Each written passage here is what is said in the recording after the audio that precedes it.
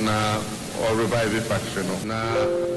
nia minim say ya ye ne say Minister of Trade Efre sa investor no and also no person or ye ne say or person or the esichire ne ban unrefined sugar because ahwede ani ni ho at this time and your person ye man no kwan near or the unrefined sugar eba I just say esichire ya ye nso ye mfamfa machine no enti obeba be siesie no package na waton and so nia ohia ne say ye mba ne esichire ye de ba krom ha so ne say na be ya onu benya monopoly over the Ghanaian market. Entina no kure wo mu no no ene o mampani His Excellency John Dramani Mahama Chechiremu e de afa Commander Sugar Factory no na wosesa asam na investor ne kan e de ono pese odi ne sika be wura mu ne ka se esichire ne ye nso ne so no de beba no ono abeso ne so no ye package ni nyina wo Ghana ha no na emom no ebe ya wo mo de esichire fra mahodo so ba no ye mfa tobe no ento so no ene o se ade o musuro ne se bia ne ye ne sa na esichire ne ye pe bia na ye anya bi etie no nkomo no omuguso a edi enti wo mu wie nyame ya adom na se wo mu wie nsa akomo no a Commander Sugar Factory na adwuma na bandada ne chance a wono nso betoa so no ye betimi ehu se ekwata anase ekwadwa As we say, I was saying who said Ubetimi Asha say Asani Abane and yes sir esichire bo be kosoro na bia no antimi am produce esichire no ama o man no enti yeguso ene na ekasa e bia ne ebe ne say ne ya ye de ba no ye betwa so na ebe ya ebe ma space na ono so na esichire a person ye no ono so e de ba we ayen nsam o mampani His Excellency John Dramani Mahama e de to dwa Sompa kasebo ye de asomo anopai kasebo sempremo de ko bajesi wadoma somuo no eno na no pay yekutam na enso yede sommo bra enso no gusu a esoso na adehia wono mo odwomro bia bia efro se nunwa womo nso na ekasai na no Ghana mpanimfo a aja wono mo mpese forma gudie no yebetu na nso yebe ha asase na yebe sa asase na so yakose obo ade ebo bretito ne kwaye ne nsuwa nsuwa na yetimi adi yankwa na me sade atworo no kan se da dua otwato bewu nipa otwato nso bewu ntie nkunu na nipa na ewu no wo mo ko ho a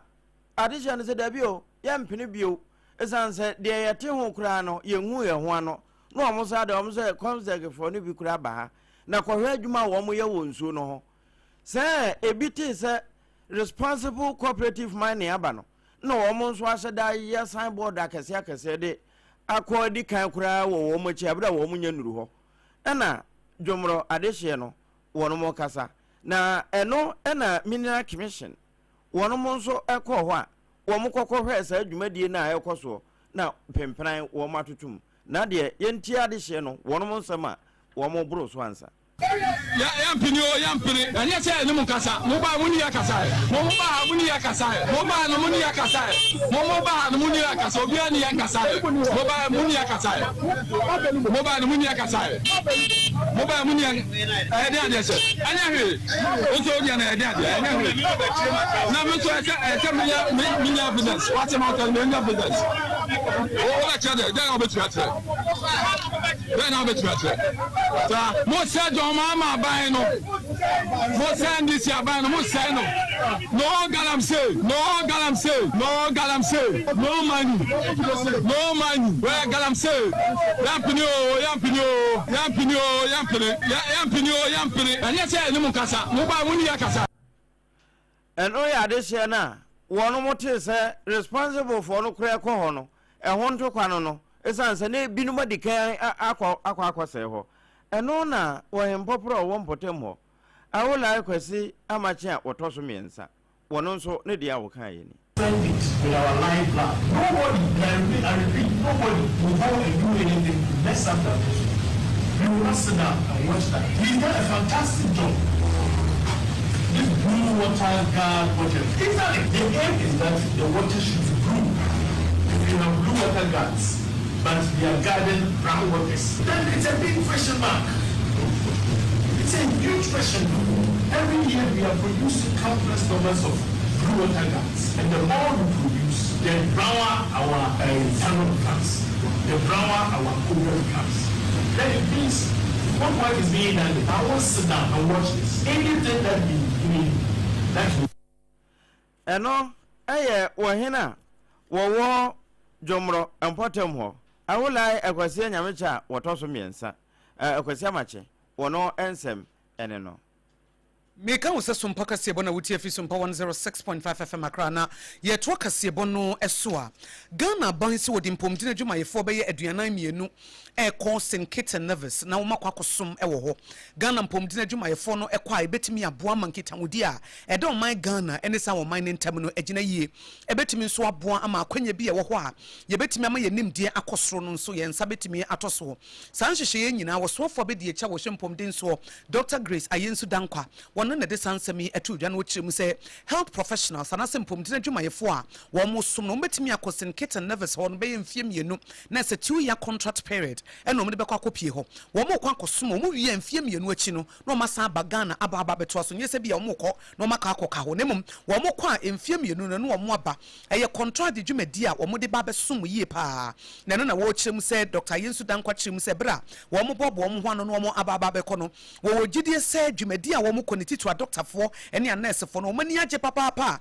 ebetimi aboa na entiase ne nimdi o mabekwa konya no wo mo de aba beboa oman no. Nurses have not been hired since 2020. So 2022 group at home, 2021 group we just started recruitment, 2022 at home, 2023, 24 and some 2025. So the backlog is over 70,000 if not up to 100,000. That's just our nurses. That doesn't even include the rest of the health professionals. So as a government, we really had to come up with innovative solutions to the huge backlog that we have. As you all know, government Eni ayeti eyo swafo be de echa wo hwempomden so Dr. Grace Ayensu Dankwa wono ene kasa ya Sompa Kasiebo ye de asom ye ka wo se Sompa Kasiebo na wuti afi Sompa 106.5 FM akra na na kodwogye company limited ni ekwo ba simprimo be maba wose adansie hu ne ma hyase ne na kachi kwa wiye no ne ho ene wo sa wo pe nadoa wo pe plywood sa hodo building wire cement iron rods any roofing sheets a eye ho a na na kodwogye company limited ni adansie hu ne ma papa ni mantam dunsie ni nyina owo ho Oma free consultation and a free delivery. It would the end say, Oba ye betu for quite fast to sit dying, a chassis say na obey, na we yen to say na obey, near the good camo dia kwama okwa. Nana could you just company limited that Yabasubo Ghana near Monone. Ghana form more broche, Munshan and so say, a quaba simprimunie, a dancing unia mapapani. It in the number no a 020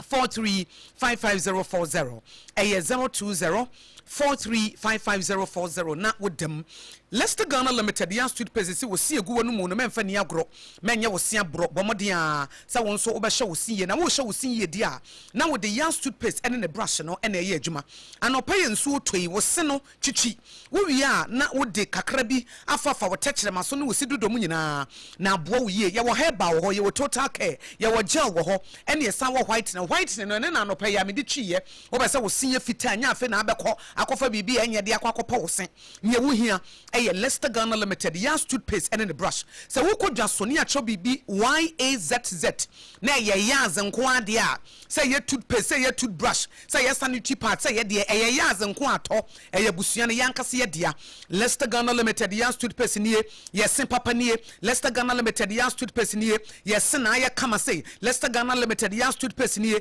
kaka ye ne tonkwanta ya pai so wo nkran ya no afre 050 1619588 050 1619588 and akumasi 05013903338 a 05013903338 21st clinic eya yara stabia yare bia wo musa na mom de omodi agedin no eye sciatica ne ye ntini bia efa wo sisi achi na afa wo to ase ho no a na afa wo sirem na afa wo nantu na abesi wo nanse se muka wo se dwe na dro na dwena wo ntimi na afe eho tutu wo tena se kakra bia wo ntimi tena se no asa pagya wo mu se wo nante kora wache a sciatica ne sentini no wo mo mutimi nome no etetene no eye 21st clinic 21st clinic e sebra na yensa wo yare na wo munyina na naso no wo moa wo betimi di stroke aba diabetes ne hypertension nyina wo betimi di aba ho a 21st clinic eye ho adwuma ayaresa bia na doctor fo ne nurse fo ni madwuma sei enkran ha wo mo tantra hill runabout se wo fi achimota mo e na eba won sani fa so asa wo fo tantra hill bepo no won sani fa so wa e no wo se wo fi amasaman so na eba wo du tantra hill runabout no so eye won sabonkom so ebi wotemaka so Kumasi Sunyane Techima Nkranza takra de brekum go so obose je number no a eran mo na frɛ na baabi ebe wo ne nkyerɛw ɛyɛ 0540311311 0540311311 21st clinic still wo mo yɛ sciatica expert tonti na 74 mischanie emin booster papa panie tonti na 74 mischanie titidudo no ne ayente sensuo T74 DHC yɛ diafra tonti na 74 FD agiato mami musa wo se ekro ton ho a e chance na ewu ana wo ye obi edura na jo a wo jonso 10 times ansa na ade ache wo ye obi a onsa edi wo yefunu mu akone aba edura wo hi a onsa no emma ekro ton ho ebewu ntem na no achia na jo beda fom no na yare infections akodo afiri ho no your friend T74 and answer Tontina 74 mixture. Tontina 74 mixture edroi ebi wo okanshi drug link Kumasi Ashton Colina Keba e ho nyina ebi wo ho obetimi afre 0246073498 and 0246073498 and 0501628931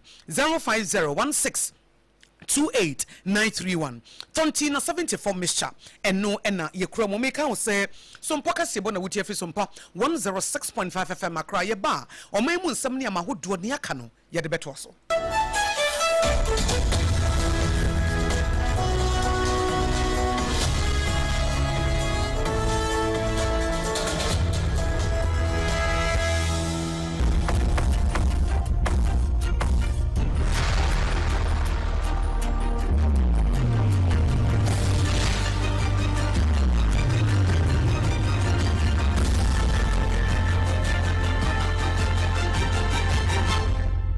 TV Emma Akatuapa enokre Emma Akatuapa pampa na adehia wono wo winiba ene emu kaso wo mo na ekasa akira ban na nsa na ebeduru aban nim no wo mo se usuro pinedu akrata nura ban nim ebio so pese asam no ka kire nyame a ena aka kire mframa aka ne wo mo ka no o pese o ka asa na mpanimfo tia no aka kire Sompa kase enti wo mo abo na na oponcheche ku ama na ese wo mo sra ban ada kaso wini batempo no wonom no wonwema won ente sa ama akobadie ayeden pa wo mo nsem ni. My problem is you just allow me to pass here. It's just simple as that. Okay. I need a police officer. You are fighting with me. Why? The car cannot do it. Okay. The car it can go. I had say what about clear one side? No, you're missing. Let's see the other side. No, what block here? What's in your far? Maybe you should not know the before I do it. I know during the way. Any staffs dealer. By you're looking at me for this ana yedi aba kwan ni ntino nyama ni nyine gu fam ba jo an nyama ni gu ono no ana ye no ye don pa say we ni kra ni so to I wash no because you so to a you so fa ha ni timi peja ka kra ntino nya dia e be last kra we say as traffic achi where they say fi na ni no so sometimes no very risky because a bit me chakwa ni an sha na dia ko bono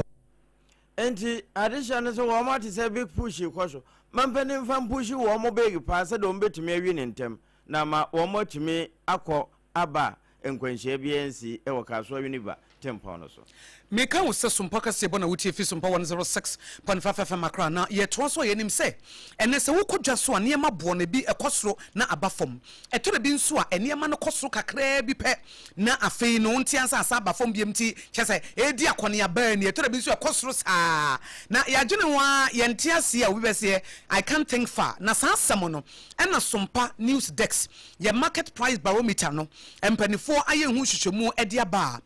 obrempona na kwakuwa mpomane na oponchecheku ena fato wo mo so se da bi ye bekodwom ni akwa akobusa se eban ne se ne yete ne se ye no ane se na amene afo ne yakwa hata na sa wo ne yakwa akoyie se bia wudu dome market anasa malam market abobloshi ene amasama market ya na niema bona ye bisi basa da bia na ekosoro saa etre bia wonti ansa abafom kakra bia na ehuri na esan koso na we ne nsam ne nhwehwemu a na oponchecheku ne obrempona na kwakuwa mpoma wo mo hunu ya adwadifo na kyeremu die ntia abasa moma yenkotie Banchini buono asisa nti secret ni bio banchini buono above from demobia tinito with the 5 cities bar we with the 10 cities bar we benya banchi 5 body 5 e wo mala market ya plantain te see nsuo ni nti ne buono akosoro place for na kofa ba no kire se nsuo ni yiri sa na omuntimi nkofuo nsuo ni nti ni boye de Ghana mego ba ya omu de be 65 almost 70 adaka no da bua wo aye say irrigation e farms ya mu ye ya o me yi ho ga test ni na say nsuo no abakọ so na nsuo no betimi ya afa we na ense ne dia nke benya nse nsuo na man no na de nya hwe na mi o man so ko fa de ba driver for no sania ka petrol ba for mi anka se o mo ma fe ne ba for mo nya ne sa amaye o kwan so for ne de mi o man ba lolly fa o mutua no watermelon ka yi say wo kokro na wo se watermelon ka yi so lolly fa o mutua ne nya agro enti o mo so o mo ntumi ka so o tue ska kese no o no so betete so aton no fofofo wie ene da ho no na no po checheku no obrempona na kwaku mpoma nhwehwemu a wo mo de aba akire yi wo mo betententense mu de ama wo bra wuguso atie so mpaka sebo eti ema na kire mu de ntie to da bi a ene ema ne bo no eba surface ka no a eba no ehyentiade agina moabo a ye de beje wo no enye asamketo asansam so mpaka sebo ye betre mu de ama mo ebra ebre no ekonanim no na no America na afi Iran ene Israel wo mo ntokwa wo mo sesa so aso yi ekowie kama esa mpanimfo nyina ebia ka won so wo ma sondwe mra na afane afa nka nkere se ba before emefa nkodi ena etwa atachere mawe nso awonwe nam bia enti emfa ho se ayitola wo mo yi ne kra afiri ho ne nabusua bi no wo mo nya na asondwe mra na fe enti ase enye adwuma na straight of musu no wo mo mientum na wiase nyina ma ne hunu wo mo hunu no eso ente kakra na no na wo mo so wo mo gya kra nkaja wo mo dwendwere kwampa mo befa so ama asondwe aba na fe de kra na wo mo sa atoma no wo no ho na Islamic Revolutionary Guard Corps no wo mo se anya anto anya ntua de ntia wo mo ye we ni se wo mo hu se de nsan bi ho wo ho abo se ye gina Kuwait ni ato aba wo ho ani akwa gina esoro ho enti wo mo nso no wo mbe yi ano mako kopem se asondwe no wo mbe gi atom na ene se wo mo ti ho a wo mo dwene we nyina no wo ho abo se wo mo asada totopa ye bi ne de aba straight of musu no so na ya be se Sarfo no bi ase enti sanso na ye disconnect network na fe electricity ni edum no eno na akanya ma wo no so wato de wo matui na nso ansa na asondwe mra no se ja sa ye nja sa ya jaman kanso wonyai emanenka kasebo no wasi ensema ye de sommo ene anopai de di makotre bi ene se omampanyi His Excellency John Dramani Mahama de atudwa se Commander Sugar Factory no wo mo ye ho adwuma se de be ya investor bi o mo na kasa dada no wo mpese sugar ne de bi beba Ghana jiso no nko ane de ne ye beto no wo mo na kasa si wo mo wi a na ye hunte enche enkanya bi ebesi enumpenu a emu akokwa no ho Ghana nguma so ya padwuma de bi ye frɛ ne BBC hontoma ɛwɔ nguma so ya ne ntete bia ahodo se de be na emabu na wo mu no won betwe on ho e de afiri no bone ho Dr. Grace Ayensu dankwa yosofo be de echa wo hwempomde nsam so wo de atodwa se Ghana mpomde adwuma yefo be ya aduana mienu na sabre ye de wo kɔ St Kitts and Nevis se wo mo nkɔsum busumi emfie mienu akirei na wo masade nimdi wo manya no wo de abebo wo man no adehia wo no mo dwomro se wo mo de anya nto anya ntua emfa ho ne de wo mo ho galamse hunti wo mo mpefo magudie bia nanso wo mo hina oda wo ano titru de wo dwomro awola akwasi amache otoso miensa ene na oponcheche kudi nkomo no wakyerɛkyerɛ nsɛmmu yense ntro ni obrimpona na kwaku mpoma wo sanka kasebo ha wone na oponcheche kuti wo hugu emonten so na maako nan ehwehwe mu die ntia anuane boɔ ekosoro na ebi wo ha na abafam na ekosoro ne ade na o ma kyerɛkyerɛ mu adodo na ebepie sɛ hyentiade boɔ no aye agina mo abo ana adehia wo no mo waka so a ene wi duba tempo no so se de ama hyentiabo na kosoro nyina se kwa na nye eka ho bi ena wo mo eche ena fe ye kwa monone a eno nso US ene Iran wo mo ntokwa ye ninsa asonwe abua wo mo no ma no afe na Iran fo nso etomane ye de kasebo isumo no pay eyemme die nyame yehira no akosua ago abowaje obetimi so afra bia kosenhira menne medoba triple way man eja pia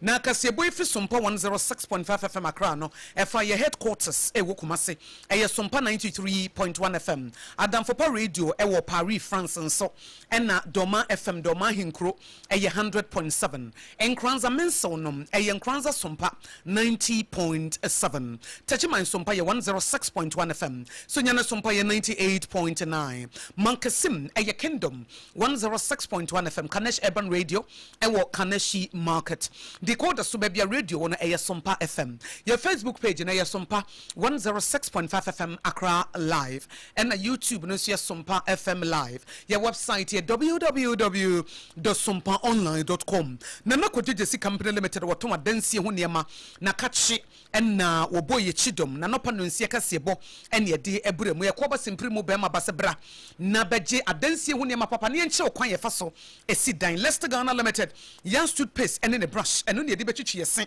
ne anye yesen abro na da bia yesen atodwom ayi nyame ye fise ye no mu osham ene yesen nso agina yi entutu ye efise ye de yan stood pace ene ne brush na Bristols ne entutu basa no ene di edijuma 21st clinic aye sciatica originator sciatica pace setter commandant ne researcher yare bia omutimi sa stroke ne hypertension ne diabetes ne ade ne mom yare a omudi agidi Ghana ha ne amono ne aye sciatica ntija se woto ase etutu wo a wontimi nyina wo na so no 74 measure T74 titi dudo no ene ti se nsuo